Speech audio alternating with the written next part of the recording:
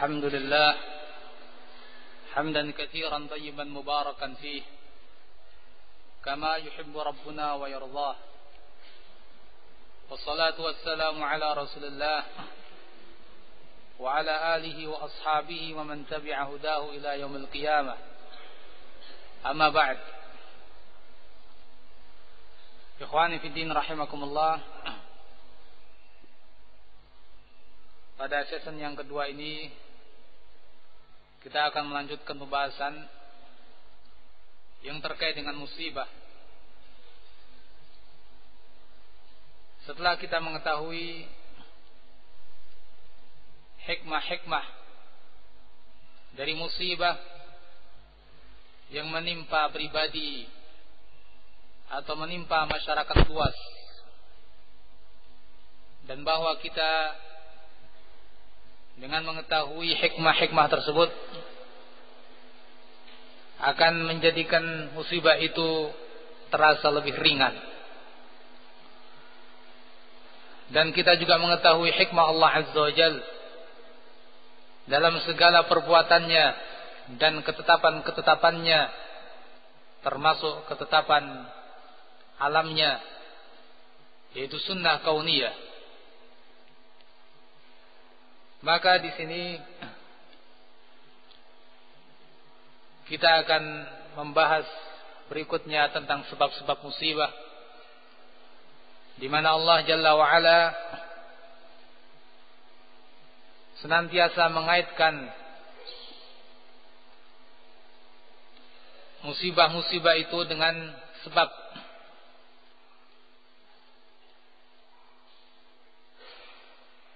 Yang dengan itu kita akan mengetahui pula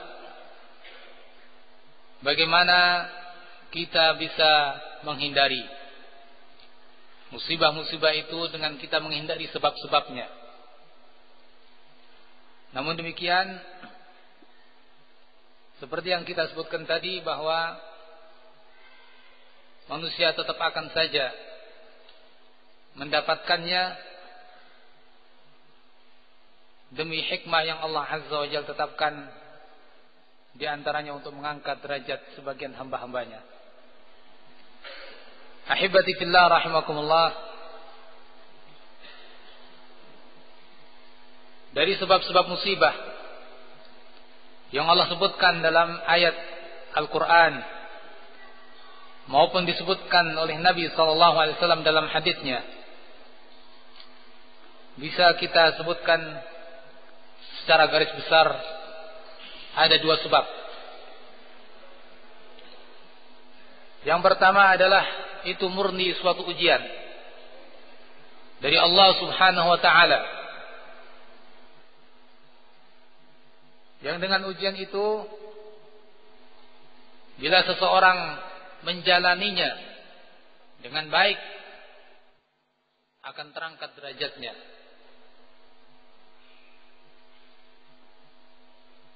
Ahibati billah rahimakumullah. Hal itu sebagaimana difirmankan oleh Allah Azza wa Jalla dalam surat Al-Baqarah ayat yang ke-155. وَلَنَبْلُوَنَّكُمْ بِشَيْءٍ مِنَ الْخَوْفِ وَالْجُوعِ وَنَقْصٍ مِنَ الْأَمْوَالِ وَالْأَنفُسِ وَالثَّمَرَاتِ وَبَشِّرِ الصَّابِرِينَ. Dan sungguh kami akan menguji kalian dengan sedikit rasa takut dan kelaparan, dan sedikit kekurangan harta benda dan jiwa serta buah-buahan. Wabashshiris sabirin, dan beri kabar gembira bagi mereka orang-orang yang sabar. Nampak di sini Allah Azza wa Jalla ingin menguji kesabaran hamba-hambanya. Allah Azza wa Jalla ingin menampakkan siapa di antara hamba-hambanya yang bersabar, dan kesabaran itu tidak akan tampak kecuali dengan adanya ujian-ujian itu. Maka sebagian hamba-hamba Allah diuji oleh Allah Azza wa Jalla dengan berbagai macam ujian, di antaranya seperti yang Allah sebut.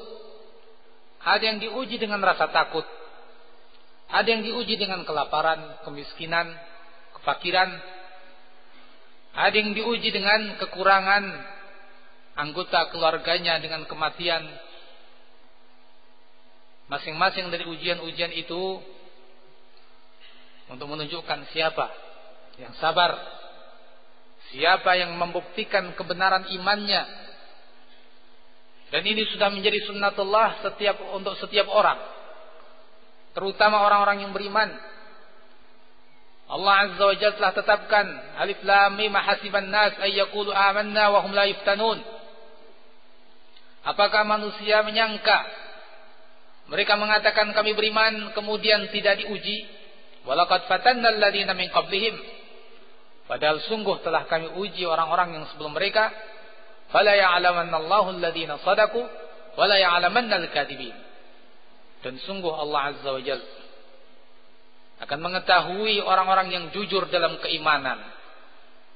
Terbukti kejujuran iman mereka itu dengan kesabaran mereka saat ditimpa musibah-musibah itu, di antaranya. Wala ya'lamanna al-kadzibin, dan Allah Azza wa Jalla akan mengetahui siapakah orang-orang yang dusta. Hanya dalam mulutnya berkata kami beriman, terbukti ketika dia ditimpa suatu musibah tidak bersabar, mencela hikmah Allah, mencela takdir Allah Azza wa Jalla.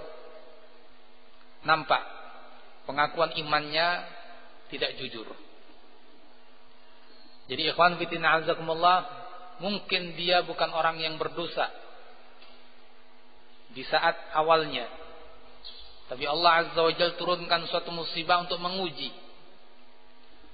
Hal ini lebih jelas gambarannya pada para nabi.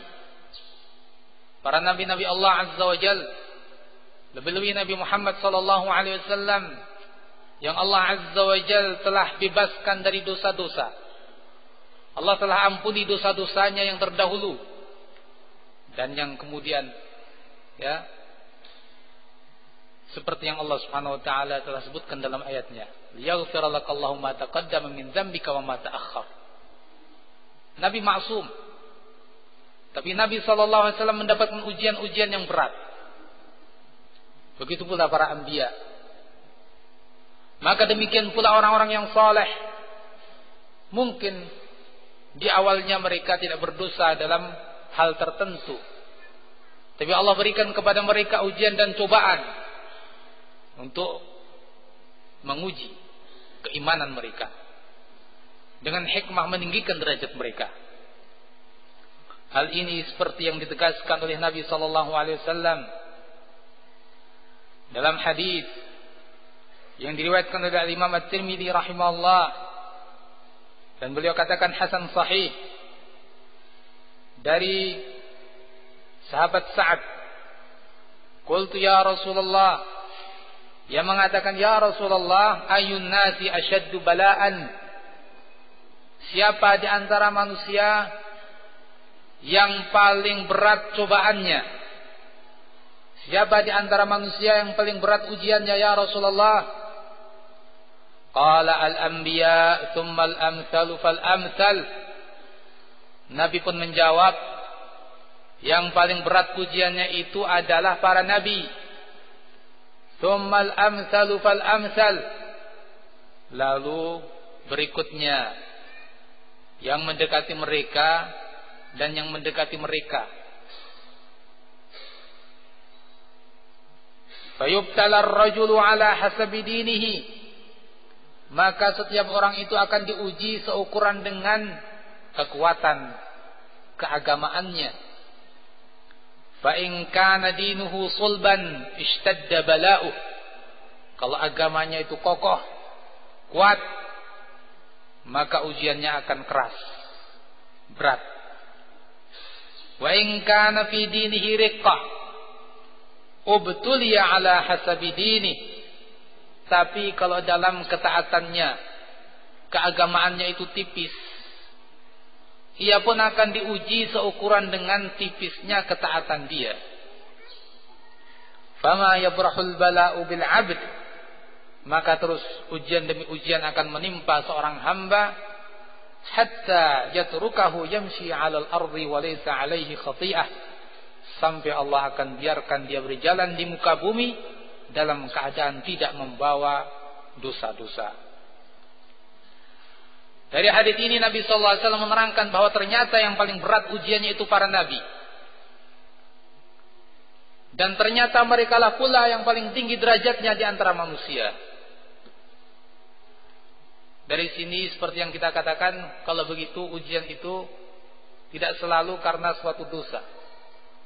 Mungkin Allah Azza wa Jalla berikan suatu musibah untuk mengangkat derajat seseorang dari kedudukan semulanya. Terbukti dengan para nabi tadi. Contoh tentang Nabi Muhammad SAW merupakan contoh yang sangat jelas.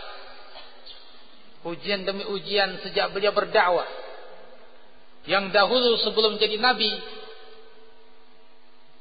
ditokohkan oleh orang-orang musyrikin, dijuluki sebagai Al-Amin. Segala permasalahan-permasalahan yang pelik diputuskan oleh Nabi sallallahu alaihi wasallam dalam banyak kejadian. Tapi setelah Nabi sallallahu alaihi wasallam mengumumkan kenabiannya, mulai mereka menjauh. Ujian demi ujian beliau dapatkan. Sampai di antaranya yang terberat ketika perang Uhud dan ketika beliau berdakwah di Taif. Aisyah radhiyallahu anha bertanya kepada Nabi sallallahu alaihi wasallam sebagaimana dalam riwayat Al-Bukhari, "Ya Rasulullah, apakah ada suatu ujian yang menimpa engkau yang lebih berat dari apa yang engkau rasakan dari apa yang terjadi pada perang Uhud?" Beliau pun mengatakan, "Iya, ketika aku berdakwah di Taif, ketika mendatangi kaum Abdi Yalail, kalau tidak salah, Nabi SAW berdakwah. Ternyata mereka tidak menerima dakwah Nabi. Bahkan mereka menanggapi dengan berbagai macam gangguan kepada Nabi SAW. Nabi tidak rinci seperti apa gangguan mereka, tapi cukup dengan suatu gambaran menunjukkan betapa jeleknya tanggapan mereka kepada Nabi. Nabi pun mengatakan, akhirnya aku pulang dalam keadaan aku sangat bingung dan sedih. Aku pun berjalan sampai tiba-tiba tanpa terasa sudah ada di daerah Qarnus Ta'alib. Kalau tidak salah daerah itu bisa kita cek kembali dalam Sahih Bukhari, Qarnus Ta'alib. Maka tiba-tiba aku dinaungi oleh awan yang menaungiku. Aku pun melihat ke atas, ternyata malaikat datang kepadaku. Malaikat itu mengatakan bahwa Allah Azza wa Jalla telah mendengar apa yang diucapkan oleh kaummu ketika kamu berdakwah, apa yang diperbuat oleh mereka terhadap engkau. Maka Allah Azza wa Jalla mengutus malaikat gunung, malaikat penjaga gunung. Ya, jadi gunung dijaga malaikat, bukan dijaga jin. Ya, setan Semar atau Petruk, tidak. Dijaga malaikat gunung. Mengutus malaikat gunung untuk siap menerima perintahmu. Maka Malakul Jibal, malaikat penjaga gunung itu pun menawarkan, kalau engkau memerintahkan aku untuk menimpakan gunung Aksyabain kepada mereka, aku siap. Tinggal diperintahkan. Gunung itu akan ditimpakan ke masyarakat Taif, diangkat untuk ditimpakan kepada mereka. Tapi Nabi SAW mengatakan, bal asta'ni bihim, bahkan aku akan bersabar. Barangkali akan muncul dari tengah-tengah mereka orang-orang yang beribadah kepada Allah Azza wa Jalla dan tidak syirik. Nah, Nabi bersabar. Ini ujian, salah satu gambaran ujian yang diterima oleh Nabi SAW. Cobaan yang ditimpakan kepada Nabi SAW untuk semakin mengangkat derajat beliau. Dan terus sampai akhir hayat Nabi, cobaan dan ujian terus silih berganti. Baik dengan pertempuran, bahkan termasuk yang menimpa keluarga Nabi dari berbagai tuduhan yang dilontarkan oleh orang-orang munafik, sampai menimpa keluarga Nabi, istri Nabi Aisyah radhiyallahu anha, kesedihan, kelaparan yang menimpa keluarga Nabi sallallahu alaihi wasallam, sampai tidak pernah Nabi sallallahu alaihi wasallam kenyang selama 3 hari berturut-turut, tidak pernah kenyang selama 3 hari berturut-turut. Bahkan tidak pernah menyalakan api di rumahnya sampai 3 bulan. Yang ada hanya kurma dan air. Itulah kehidupan Rasulullah sallallahu alaihi wasallam. Nabi sallallahu alaihi wasallam sudah dikatakan oleh Allah azza wa jalla diampuni dosanya. Tapi ujian demi ujian dirasakan oleh beliau. Yang ini semakin mengangkat derajat beliau salawatullah wassalamu alaihi. Para nabi yang lain, contoh yang dekat adalah Nabi Ibrahim alaihi salatu wassalam. Seorang nabi yang kemudian meraih julukan Khalilullah, orang yang sangat Allah kasihi, yang hanya diperoleh oleh 2 nabi, yaitu Nabi Ibrahim dan Nabi Muhammad. Khalilullah. Beliau sampai mendapatkan derajat yang demikian tinggi itu melalui berbagai macam ujian demi ujian. Allah azza wa jalla berikan ujian kepada beliau sampai umur yang tua tidak punya anak. Kemudian setelah itu Allah karuniai anak. Datang ujian berikutnya. Ketika anak itu mulai tumbuh besar, falamma balagha ma'ahu sa'ya. Ketika anak itu mulai tumbuh besar, bisa membantu ayahnya. Ketika ayah itu merasa senang dengan anak yang senantiasa ditunggu-tunggu, datanglah perintah Allah berikutnya untuk menyembelih anaknya. Luar biasa cobaan yang diterima oleh Nabi Ibrahim alaihissalam. Dia pun berdakwah, ujian demi ujian lulus. Setelah ia tunaikan perintah Allah itu, Allah pun menyatakan bahwa dia telah menunaikan perintah Allah azza wa jalla. Lulus dari ujian itu, semakin tinggi derajatnya. Dia pun berdakwah menghadapi kaumnya sampai pada taraf diusir oleh ayahnya sendiri. Ketika mengajak ayahnya untuk bertauhid kepada Allah azza wa jalla, justru ayahnya mengatakan, la illam tantahi ya Ibrahim la arjumannaka wahjurni maliya. Kalau kamu tidak berhenti wahai Ibrahim, aku akan lempar kamu. Dan pergilah kamu dalam waktu yang lama. Pergilah Nabi Ibrahim berdakwah kepada kaumnya sampai akhirnya mesti menghadapi Raja Namrud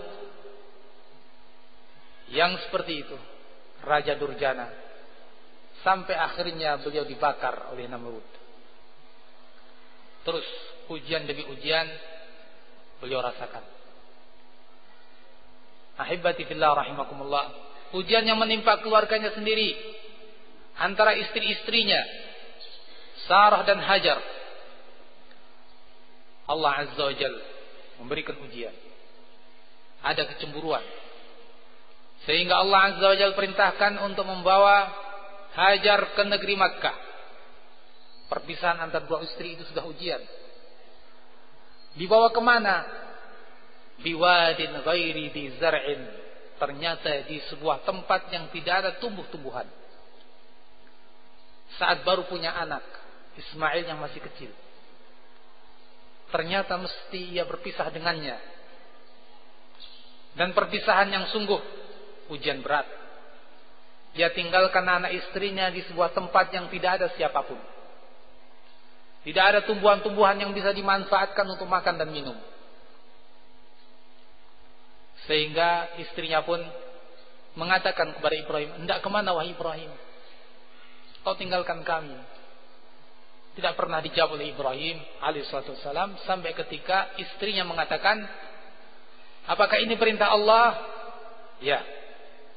Maka istri yang mulia, istri teladan, itu pun mengatakan, kalau ini perintah Allah, falan yudayyi'ana, Allah tidak akan menyia-nyiakan kami. Dia pun taat walaupun mesti ditinggal hanya 2 orang dengan seorang anak bayi yang dengan bekal beberapa butir kurma dan air. Tidak lama kemudian perbekalan itu pun habis. Bisa kita bayangkan berbagai macam ujian yang menimpa Nabi Ibrahim alaihissalam. Betapa beratnya. Apakah Nabi Ibrahim seorang yang berdosa? Tidak. Tapi ujian demi ujian itu Allah Azza wa Jalla berikan kepada beliau untuk meninggikan derajat beliau sampai pada akhirnya beliau mendapatkan julukan Khalilullah, orang yang sangat Allah kasihi. Begitu pula ahibati fillah para nabi yang lain. Allah Azza wa Jalla tinggikan derajat mereka melalui cobaan-cobaan yang seperti Nabi katakan, asyaddun nasi bala'an ala anbiya. Orang yang paling berat ujiannya adalah para nabi. Apa yang diterima oleh manusia belum seberapa pada umumnya. Tapi kemudian peringkat-peringkat berikutnya adalah orang-orang yang menyerupai para nabi, yakni keimanan mereka itu iman-iman yang tinggi, iman-iman yang kokoh. Ujian dan cobaan akan ditimpakan kepada mereka agar meninggikan derajat mereka. Dan bahkan itu terkadang menjadi bukti atau tanda kecintaan Allah Azza wa Jalla kepada seorang hamba. Ditegaskan oleh Nabi SAW dalam sebuah hadis yang diriwayatkan oleh At-Tirmidzi rahimahullah dengan derajat hasan sahih seperti dikatakan Syekh Al-Albani rahimahullah, inna 'idhamal jazaa ma 'idhamil bala wa inna Allah idza habba qauman ibtalahum faman radhiya falahu ar-ridha wa man sakhita fa 'alaihi as-sukht. Sesungguhnya besarnya balasan itu seiring dengan besarnya cobaan. Wa inna Allah idza ahabba qauman ibtalahum, dan bahwa Allah Azza wa Jalla bila mencintai suatu kaum Allah akan menguji mereka. Faman radhiya falahu ridha, orang yang ridha terhadap pujian Allah dia pun akan mendapatkan keridhaan Allah. Wa man sakhita falahu sukht, dan orang yang murka tidak terima dengan takdir Allah dia pun akan mendapatkan kemurkaan Allah. Ma'asyiral muslimin rahimakumullah, kita perhatikan hadis Nabi ini. Ternyata ujian-ujian itu terkadang menjadi tanda kecintaan Allah Azza wa Jalla kepada suatu kaum. Wa inna Allah idza ahabba qauman ibtalahum, bahwa Allah Azza wa Jalla bila mencintai suatu kaum Allah justru akan mengujinya. Kemudian balasan yang besar telah menantinya. Ketika dia ridha, dia pun mendapatkan keridhaan Allah, dan besarnya balasan seiring dengan besarnya cobaan. Inna 'idhamal jazaa ma'a 'idhamil bala, sesungguhnya besarnya balasan seiring dengan besarnya cobaan. Semakin besar cobaan yang Allah timpakan untuk orang-orang yang dicintai oleh Allah Azza wa Jalla, semakin besar pula balasan yang dijanjikan. Tapi ketika orang dengan ujian itu tidak ridha, justru dia mencela hikmah Allah, justru dia mencela takdir Allah, justru ia tidak bersabar dan mengatakan kata-kata yang tidak semestinya, berbuat dengan perbuatan yang tidak selaras dengan agama, maka dia pun akan mendapatkan kemurkaan Allah Azza wa Jalla seiring dengan perbuatannya. Dia marah, Allah pun marah. Ahibati billah azakumullah. Jadi dari hadis ini nampak bahwa terkadang suatu musibah itu murni suatu cobaan. Nah, dan ini perlunya kita juga di satu sisi berhusnudzan kepada Allah Azza wa Jalla, tapi di sisi lain juga kita jangan merasa suci, ya. Ini terkadang juga kalau orang salah menilai, orang salah bersikap dan hanya berangan-angan, tidak mau introspeksi diri, bisa jadi selalu merasa suci. Ya, sehingga ujian-ujian yang diberikan dia anggap ini sebagai bukti kecintaan Allah kepada dia, padahal dia selama ini berdosa. Nah, ini menuntut dari kita di satu sisi, ya, kita jangan kemudian merasa diri kita suci, apalagi kita manusia biasa yang tidak lepas dari dosa. Kita serahkan kepada Allah Azza wa Jalla yang menimpa kita ini, apakah bentuk ujian dari Allah untuk mengangkat derajat kita, bukan karena kesalahan kita atau karena kesalahan kita, urusan Allah Azza wa Jalla. Yang penting kita bersikap dengan benar. Yang penting kita bisa menyikapinya sesuai tuntunan Rasulullah sallallahu alaihi wasallam. Karena bisa jadi suatu ujian dan cobaan disebabkan dosa kita. Nah, ini yang kedua. Ya. Kalau tadi kita sebutkan sebab yang pertama itu murni ujian untuk mengangkat derajat. Yang kedua bisa jadi suatu musibah disebabkan dosa kita karena perbuatan kita. Bisa jadi itu karena perbuatan suatu umat sehingga Allah Azza wa Jalla timpakan kepada mereka. Ketika umat berbuat dosa, tidak ada upaya untuk pencegahan amar ma'ruf dan nahi mungkar dari orang yang tidak berbuat, maka akhirnya terkena musibah yang menyeluruh menimpa semua. Allah Azza wa Jalla telah menegaskan hal ini dalam banyak ayat. Di antaranya yang tadi telah kita sebutkan dalam surat Ar-Rum ayat yang ke-41. Baharal fasadu fil barri wal bahri bima kasabat aydin nas. Tampak kerusakan di muka bumi dan di lautan dengan sebab tangan-tangan manusia dan perbuatan mereka. Agar Allah Azza wa Jalla menimpakan dan merasakan kepada mereka dengan sebab apa yang mereka lakukan. Mudah-mudahan mereka kemudian kembali. Dalam surat Asy-Syura ayat yang ke-30, Allah Subhanahu wa taala berfirman, "Wa ma asabakum min musibatin fa bima kasabat aydikum wa ya'fu an katsir." Dan apapun yang menimpa kalian dari suatu musibah, fa bima kasabat aydikum, maka itu dengan sebab perbuatan tangan-tangan kalian. Wa ya'fu an katsir, dan Allah Azza wa Jalla banyak memaafkan. Kalau setiap dosa yang kita perbuat itu langsung dibalasi oleh Allah Azza wa Jalla, barangkali kita tidak akan pernah sehat. Barangkali kita tidak akan pernah selamat. Bisa kita hitung perbuatan dosa yang kita lakukan dengan ketaatan yang kita lakukan. Seberapa dosa yang kita lakukan, tapi kita senantiasa dapat nikmat.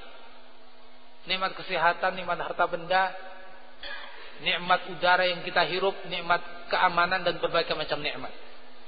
Nikmat yang begitu besar yang tidak sebanding dengan perbuatan kita. Ya'fu an katsir, Allah itu banyak memaafkan. Dalam keadaan kita ini banyak berbuat dosa. Dalam ayat yang lain, surat Ar-Ra'd ayat yang ke-11, Allah mengatakan, lahu mu'aqibatun min baini yadihi wa min khalfihi yahfazunahu min amrillah. Innallaha la yughayyiru ma biqaumin hatta yughayyiru ma bi anfusihim. Sesungguhnya Allah Azza wa Jalla tidak merubah suatu keadaan kaum sehingga merekalah yang menyebabkan perubahan tersebut. Wa idza arada Allah biqaumin su'an fala maraddalah. Dan bila Allah Azza wa Jalla menginginkan suatu kejelekan pada suatu kaum, maka tidak ada yang bisa menolaknya. Wa ma lahum min dunihi miwal, dan mereka tidak akan mendapatkan penolong selain Allah Azza wa Jalla. Diterangkan oleh sebagian ulama semacam As-Sa'di dalam tafsirnya, yakni tidaklah Allah Subhanahu wa taala merubah keadaan suatu kaum dari suatu nikmat dan kebaikan, kehidupan yang makmur, sampai merekalah yang menyebabkan perubahan itu dengan diri mereka sendiri, sehingga mereka berpindah dari satu keadaan kepada keadaan yang lain, disebabkan perpindahan mereka dari keimanan kepada kekafiran, perpindahan mereka dari ketaatan kepada maksiat. perpindahan mereka dari rasa syukur kepada kufur nikmat, kepada kesombongan, sehingga dengan perubahan sikap mereka Allah pun rubah keadaan mereka dari kenikmatan menjadi siksa. Maka sebaliknya pula, kalau ada hamba-hamba Allah Azza wa Jalla yang berubah keadaannya dari kemaksiatan menuju kepada ketaatan, Allah pun akan merubah keadaan mereka dari kesengsaraan kepada kebahagiaan, dari kejelekan kepada rahmah, kasih sayang dan kebaikan. Inilah sunnatullah yang Allah tetapkan. Maka sadari, kalau kita dahulu diberi banyak nikmat oleh Allah Azza wa Jalla, kemudian berubah, koreksi diri kita. Barangkali sebabnya dosa-dosa kita, yang dulu kita pandai bersyukur saat kita miskin, tapi justru ketika kaya menjadi tamak, sehingga kekayaan yang Allah berikan itu kemudian dihilangkan oleh Allah Azza wa Jalla. Kalau saat kita sering sakit, kita bisa bersabar, sehingga setelah itu Allah Azza wa Jalla berikan kesehatan kepada kita. Tapi saat sehat kok tiba-tiba berubah, ya, karena kita tidak banyak bersyukur kepada Allah Azza wa Jalla. Dengan kesehatan Allah pun kemudian menimpakan sakit kepada kita lagi. Begitu pula, perhatikan perubahan-perubahan keadaan pada kita ini dengan kita memperhatikan sampai di mana ketaatan kita kepada Allah, sampai di mana perbuatan dosa kita terhadap Allah Subhanahu wa taala berdasarkan ayat ini. Ahibati billah rahimakumullah.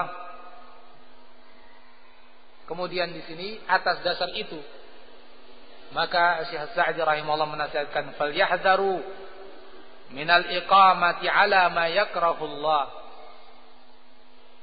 Maka hati-hati seseorang itu ketika tetap berada di dalam suatu keadaan di mana keadaan itu tidak diridhai oleh Allah Azza wa Jalla. Khasyata an yahulla bihim minal iqab. Dikhawatirkan Allah Azza wa Jalla akan menimpakan suatu hukuman ma la yurad anil qaumil mujrimin, yang tidak bisa ditolak.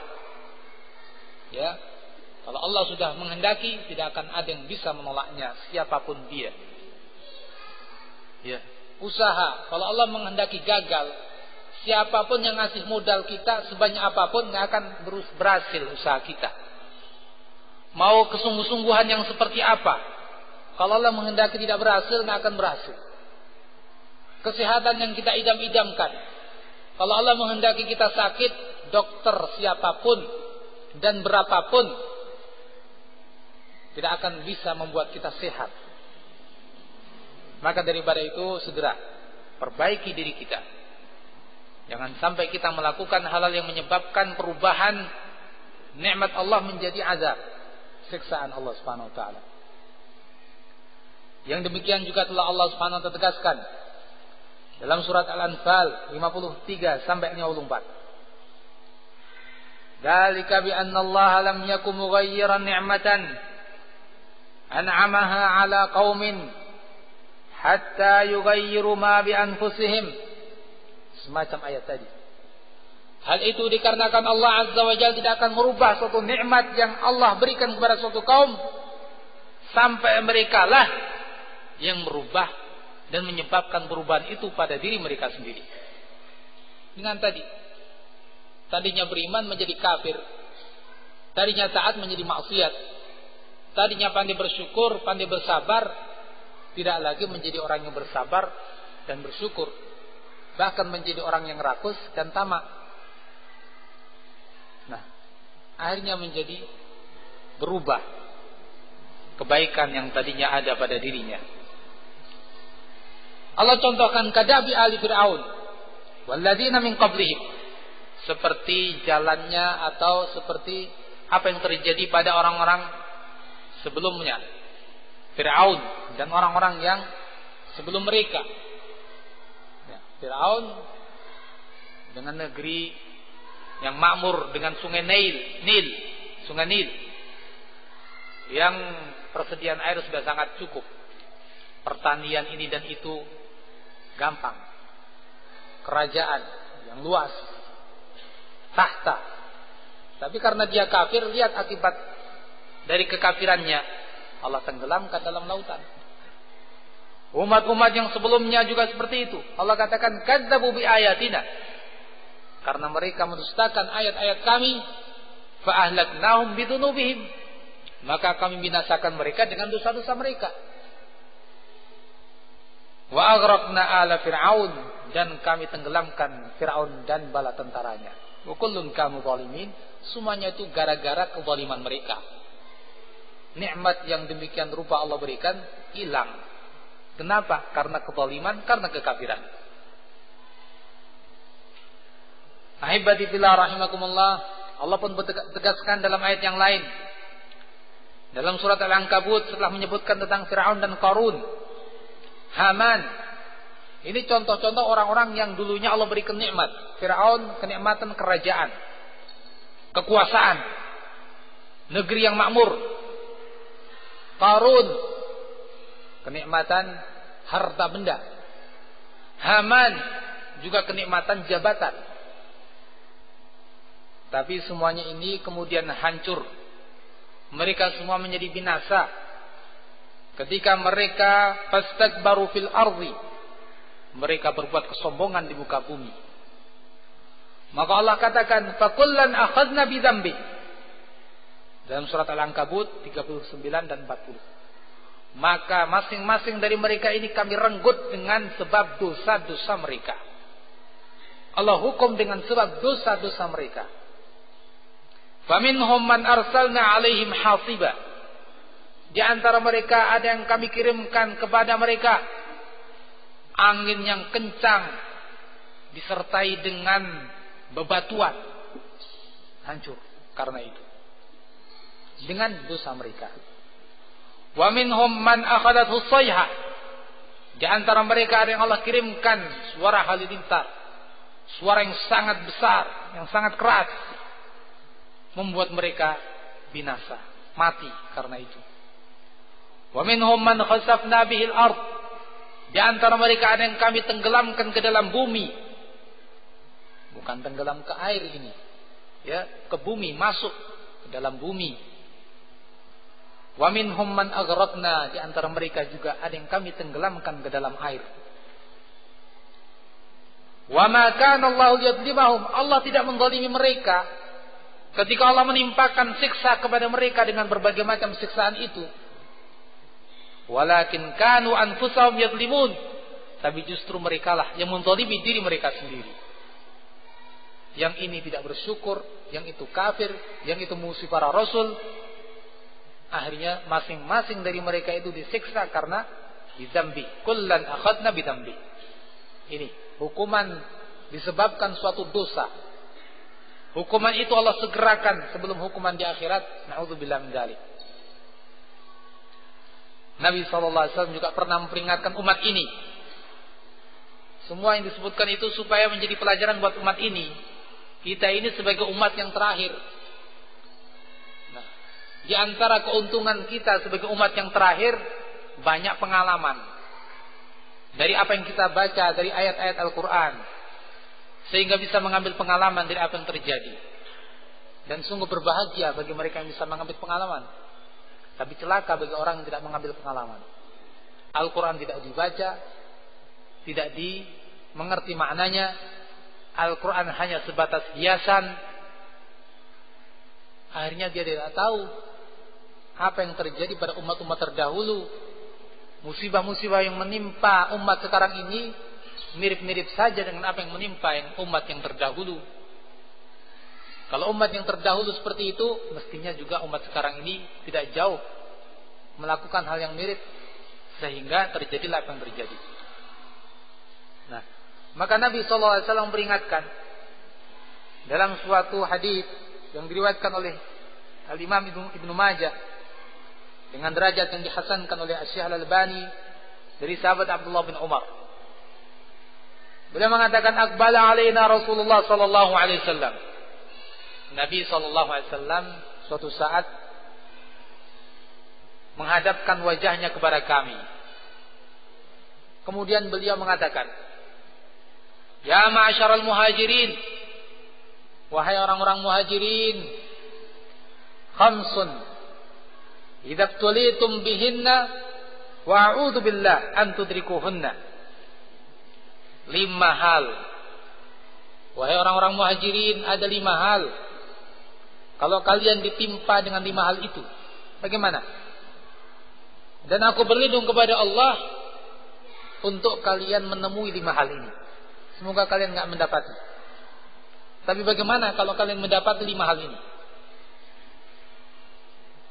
Kata Nabi, yang pertama, lam tazharil fahishatu fi qaumin qat hatta yu'linu biha illa fasha fihim at-ta'un wal awja' allati lam takun madat fi aslafihim alladhina madaw. Tidaklah muncul suatu perbuatan-perbuatan keji di sebuah kaum sama sekali sampai mereka menampakkannya, kecuali akan menyebar di tengah-tengah mereka penyakit-penyakit seperti penyakit ta'un dan penyakit-penyakit yang lain yang tidak pernah ada pada umat-umat sebelumnya. Ini yang pertama. Kita perhatikan yang pertama ini, kata Nabi, apa sebabnya? Sebabnya adalah munculnya perbuatan-perbuatan keji. Apa itu? Kalau disebut perbuatan keji, identiknya kepada apa? Ya zina dan sepertinya, yang sepertinya. Ya homoseks, ya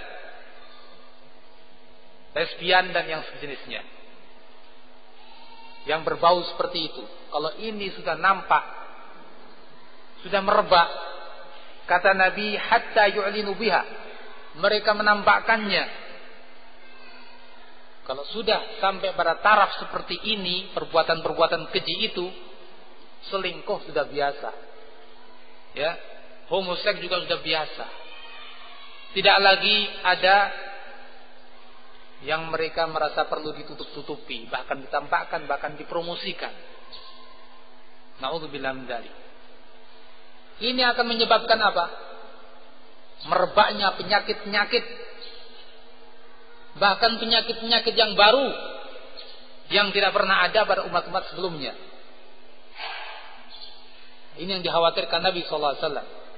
Ini suatu musibah yang menimpa umat ini. Ya tentu menimpa pribadi-pribadi, kemudian ini tentu berefek kepada umat. Apa sebabnya? Ini sebabnya perbuatan yang seperti itu. Dan subhanallah, kita di masa ini tentu merasakan kebenaran sabda Rasulullah itu. Ada penyakit AIDS dan penyakit-penyakit yang lain, penyakit yang macam-macam, yang sebelumnya tidak pernah ada. Kenapa? Ya karena umat ini sudah kondisinya seperti itu. Seperti sama-sama kita ketahui. Maka ya orang yang berpikir di samping dia berusaha mengobati penyakit itu, dia bertobat kepada Allah Azza wa Jalla, menjauhi sebab-sebabnya. Yang kedua,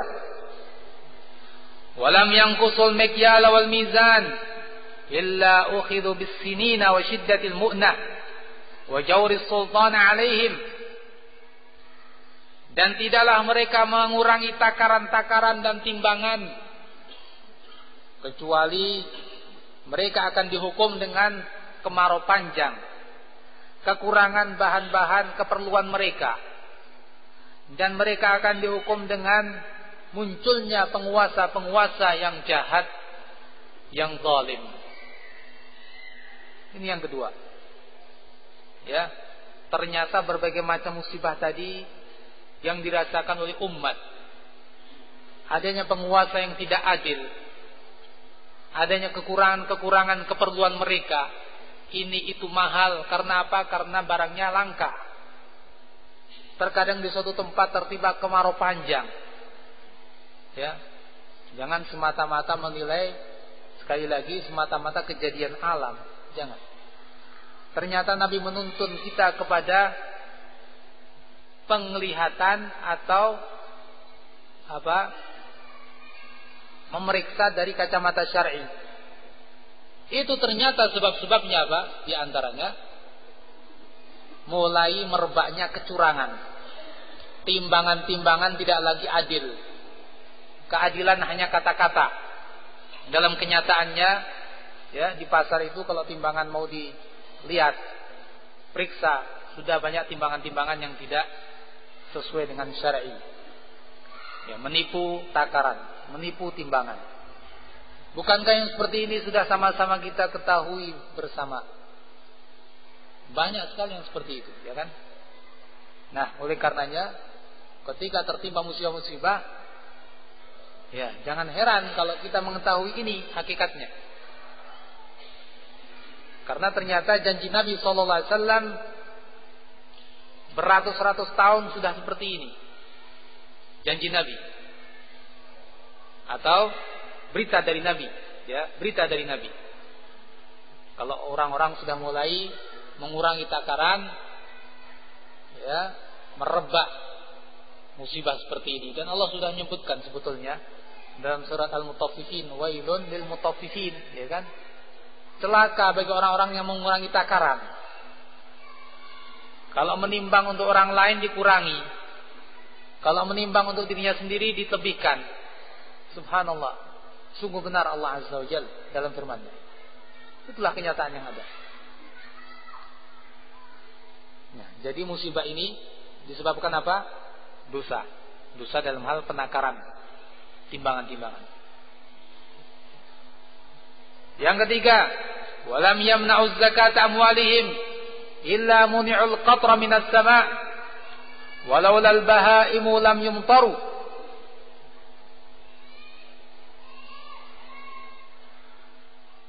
Dan tidaklah mereka menahan zakat harta benda mereka, kecuali akibat itu Allah akan tahan hujan dari langit.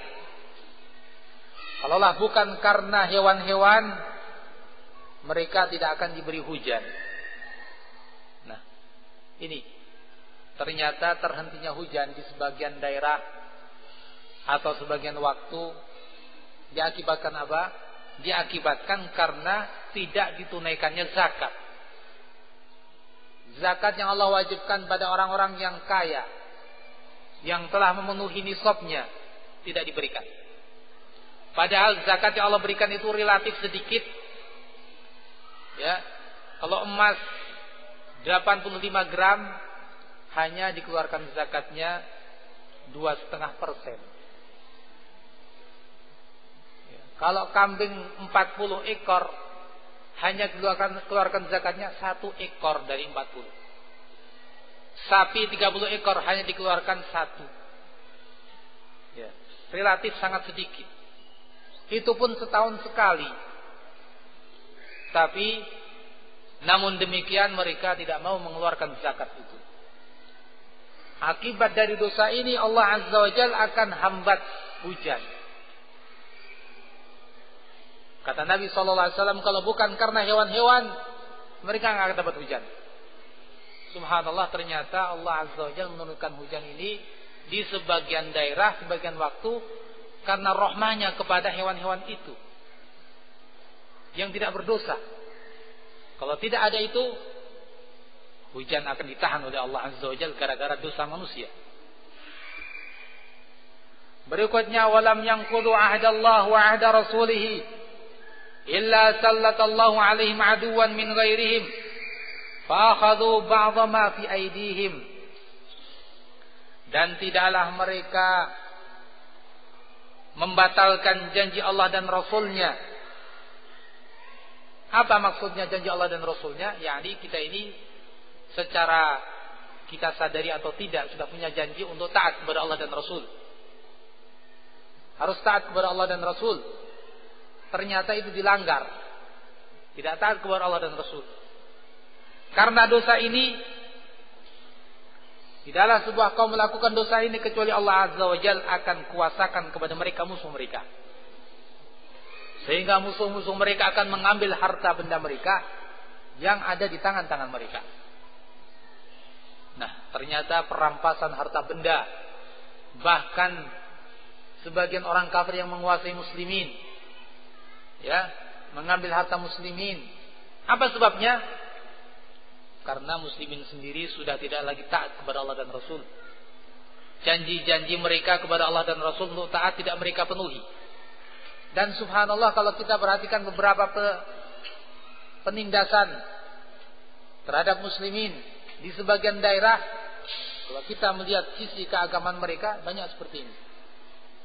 Bisa kita lihat di dalam negeri atau di luar negeri, ketika orang-orang kafir mulai menghabisi muslimin, menjadikan mereka, ya, ibaratnya hewan-hewan, disembelihi, diinjak-injak martabat mereka, diambil harta benda mereka. Coba sedikit tengok bagaimana keadaan keagamaan mereka. Ternyata seperti yang dikatakan Nabi, sudah tidak lagi memperhatikan aturan Allah dan Rasul. Islam seolah tinggal namanya dan beberapa simbol-simbolnya saja. Nah, ini perlu kita sadari. Ternyata itu sebabnya Allah timpakan siksaan atau azab dengan sebab dosa-dosa mereka itu. Berikutnya, wa man lam yahkum a'immatuhum bi kitabillah wa yatakhayyaru mimma anzalallah illa ja'alallahu ba'sahum bainahum.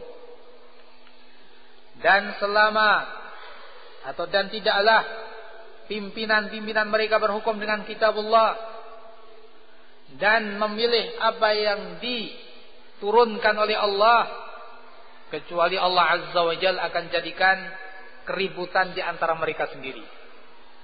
Nah, keributan, berbagai macam problem di antara umat, ya, muslimin dengan muslimin perang sendiri, ribut sendiri. Kenapa?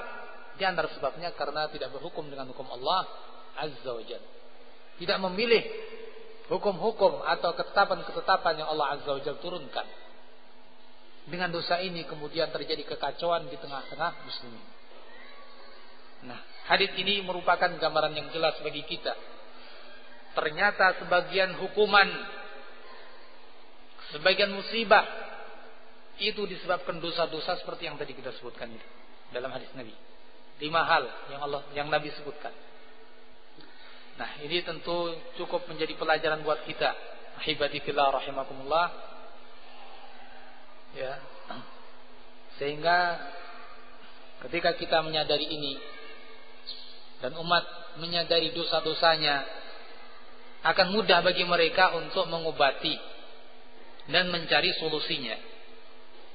Tapi ketika umat ini merasa tidak bersalah, umat ini tidak mengoreksi diri mereka, pribadi-pribadinya tidak introspeksi diri, maka bagaimana kemudian mereka akan terentaskan dari berbagai problematika yang menimpa mereka dan musibah yang menimpa mereka. Nah, ahibati billah rahimakumullah, untuk itu sekarang setelah kita mengetahui sebabnya, kita sekarang akan menuju kepada bagaimana jalan keluarnya. Nah, pembahasan berikutnya sekarang, kalau begitu apa jalan keluarnya? Apa jalan keluar dari musibah? Agar tidak senantiasa kita ini ditimpa oleh musibah secara silih berganti. Yang ini belum selesai, ada lagi yang lain. Yang ini belum selesai, ada lagi yang lain. Ya, sekali lagi kata Allah Azza wa Jalla, "Wa ma zalamnahum walakin kanu anfusahum yadhlimun." Kami tidak menzalimi mereka, tapi justru diri-diri mereka itulah yang menzalimi diri mereka masing-masing. Ini harus menjadi keyakinan kita. Ini harus menjadi pegangan kita. Allah tidak menzalimi dengan silih bergantinya musibah yang ada, tapi justru kitalah yang menzalimi diri-diri kita. Maka mari kita koreksi dan introspeksi diri, dan bagaimana kita mencari jalan keluar. Nah, di antara bentuk solusi dan jalan keluar dari suatu musibah, kalau begitu yang pertama adalah bertaubat.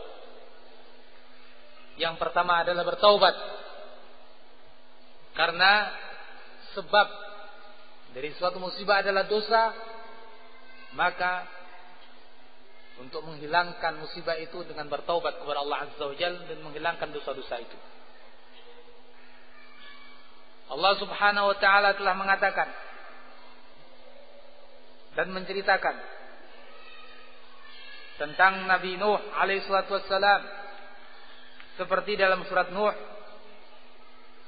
ayat yang ke-10 sampai 12. Faqultu astaghfiru rabbakum innahu kana ghaffara yursilis samaa'a 'alaikum midrara wa yumdidkum bi amwalin wa banin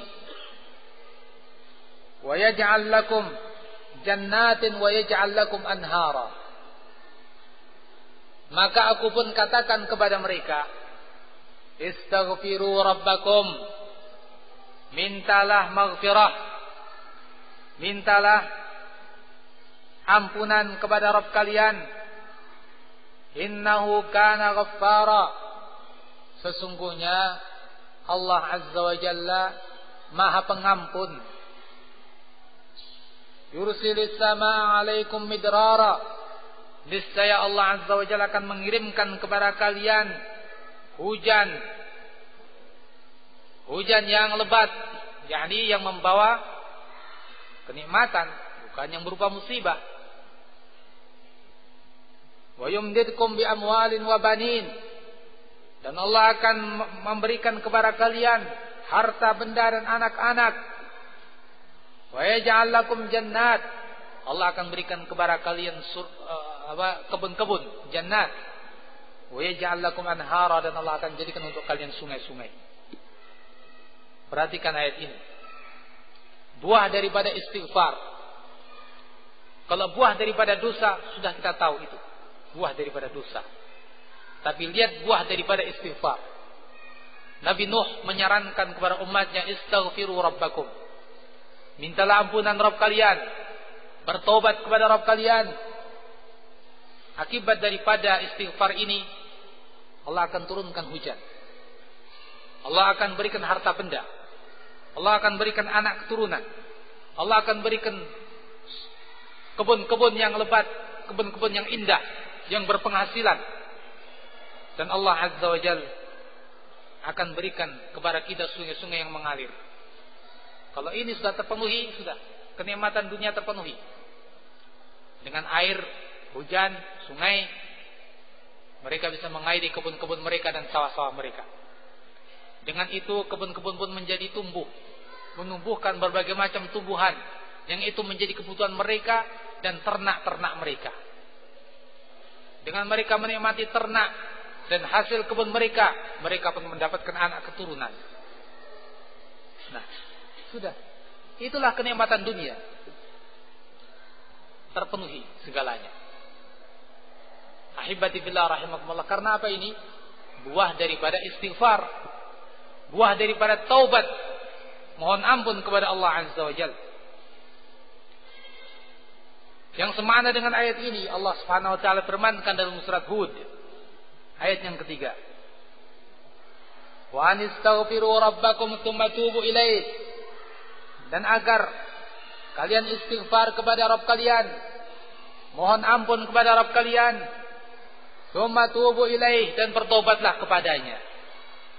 Yumatti'ukum mata'an hasana, Allah akan memberikan kenikmatan-kenikmatan yang baik dan indah, kebaikan rezeki, kemakmuran hidup, ila ajalin musamma, sampai waktu yang Allah tentukan. Wa yu'ti kulladzi fadlin fadlahu, dan Allah akan berikan keutamaannya kepada orang yang punya keutamaan. Wa in tawallau, tapi kalau kalian berpaling, hati-hati. Kalau kalian mulai berpaling, hati-hati. Fa inni akhafu 'alaikum 'adzaba yaumin kabir, aku khawatirkan terhadap kalian siksaan di suatu hari yang besar. Jadi jaga nikmat ini dengan syukur, jaga nikmat ini dengan taubat. Masih dalam surat Hud ayat yang ke-52. Wa ya qaumi istaghfiru rabbakum tsumma tubu ilaih. Wahai kaumku, beristighfarlah kalian kepada Allah, dan bertaubatlah kalian kepadanya. Yursilis sama 'alaikum midrara. Allah Azza wa Jalla akan mengirimkan hujan kepada kalian yang mencurahi kalian. Wa yazidkum quwwatan ila quwwatikum, dan Allah akan tambahkan kekuatan kepada kekuatan yang ada pada kalian. Wala tatawallaw mujrimin, dan jangan kalian berpaling menjadi orang-orang yang jahat. Nah, jaga nikmat dengan kita istighfar dan taubat. Hilangkan musibah dengan kita beristighfar dengan taubat. Allah akan berikan kepada kita kenikmatan. Allah akan berikan kepada kita kekuatan. Allah Azza wa Jalla juga berfirman dalam surat Al-A'raf ayat yang ke-96 sampai ayat yang ke-100. Walau anna ahlal qura amanu wattaqaw lafatahna 'alaihim barakatin minas sama'i wal ard. Dan seandainya penduduk suatu negeri beriman dan bertakwa, kami akan bukakan untuk mereka berkah-berkah dari langit dan bumi. Walakin kazzabu, tapi mereka mendustakan. Fa akhadnahum bima kanu yaksibun, maka kami renggut mereka dengan sebab perbuatan yang mereka lakukan. Allah akan bukakan berkah dari langit dan bumi. Apa sebabnya? Amanu wattaqau. Iman dan takwa. Iman, takwa, istighfar, taubat. Ini kunci kita menghindari musibah dan mengentaskan dari musibah. Ahibati billah rahimakumullah. Ini berlaku pada umat dan pada pribadi-pribadi, perorangan sebelum umat. Kita mulai dari diri kita. Kita mulai dari keluarga kita. Kalau ada musibah yang menimpa kita, kita rasakan banyak musibah, banyak kerugian pada diri kita. Banyaklah istighfar kepada Allah. Banyaklah bertaubat. Bahkan kalau tidak punya anak, barangkali ini suatu dosa kita. Sekian tahun menikah belum punya anak, barangkali ada suatu dosa dari kita. Banyaklah beristighfar. Banyak taubat kepada Allah Azza wa Jalla. Barangkali Allah Azza wa Jalla setelah itu akan mengaruniakan seorang anak. Seperti dalam ini, ya, wa yumdidkum bi amwal wa banin. Begitu pula kekurangan harta. Ya, bisa jadi karena itu. Begitu pula yang bersifat umum, umat di suatu negeri, ketika silih berganti musibah menimpa, koreksi. Ini kuncinya, di samping kita melakukan perbaikan-perbaikan yang sifatnya fisik, juga lakukan ini. Jangan kelupaan, kita sebagai seorang yang beragama, kita sebagai seorang muslim, kita bukan orang yang materialis, kita bukan orang yang memandang semata-mata sesuatu yang kasat mata, dengan kasat mata dipandang, tidak. Kita memandang semuanya dengan kacamata agama. Di samping melakukan pembangunan yang sifatnya fisik, lakukan istighfar, lakukan taubat kepada Allah Azza wa Jalla, lakukan iman dan takwa kepada Allah Subhanahu wa taala. Allah pasti memberikan janjinya kepada kita semua kemakmuran, ya, seperti yang kita baca dalam ayat-ayat tadi. Nah, ini ahibati billah rahimakumullah, salah satu solusi, salah satu jalan keluar dari bencana. Semoga Allah Azza wa Jalla memberikan taufiknya kepada kita semua, ilmu yang bermanfaat dan amal yang saleh, sehingga kita menuju kepada baldatun thayyibatun wa rabbun ghafur. Wallahu taala a'lamul shawab. Insyaallah kita lanjutkan pada kesempatan yang lain. Assalamualaikum warahmatullahi wabarakatuh.